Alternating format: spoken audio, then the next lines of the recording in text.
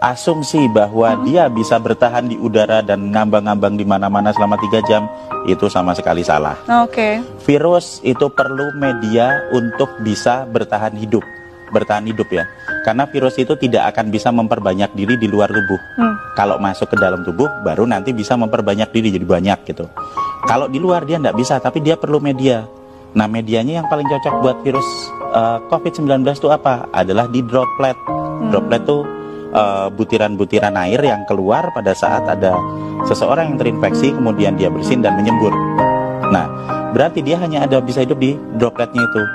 Dan droplet itu akan menyebar dalam jarak ya sebatas radius itu aja 1-1,5 meter. Kalau dia ada di 2 meter, ya dia tidak.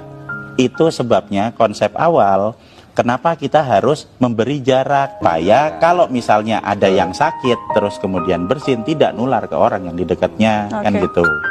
Nah, yang lain lagi, kalau kita mau supaya lebih aman lagi, nah yang sakit ya sebaiknya nggak usah main-main keluar, di rumah saja, terus minum vitamin, disehatkan, nanti kalau udah sembuh baru keluar. Kenapa? Supaya bisa meningkatkan kekebalannya di rumah dan juga tidak membahayakan orang lain. Nah, sekali lagi, virus selalu butuh media untuk bertahan hidup. Semakin dingin, semakin basah, semakin gelap, dia bisa bertahan hidup semakin lama. Di droplet itu basah. Nah, kalau misalnya katakanlah saya ada di dekat sini, kemudian saya bersin misalnya, saya bersin, nah droplet yang ada di situ, kalau misalnya nanti kena di baju, nah dia akan bertahan juga di baju lama. Pada saat kita buka baju, terus nanti kena hidung kita, ya akan masuk ke dalam. Tapi seberapa lama dia bisa bertahan di situ tergantung kondisi lingkungan. Semakin terang, semakin kering, semakin panas, dia juga nggak akan bisa bertahan hidup lama. Jadi sebenarnya virus ini punya kelemahan banyak sekali.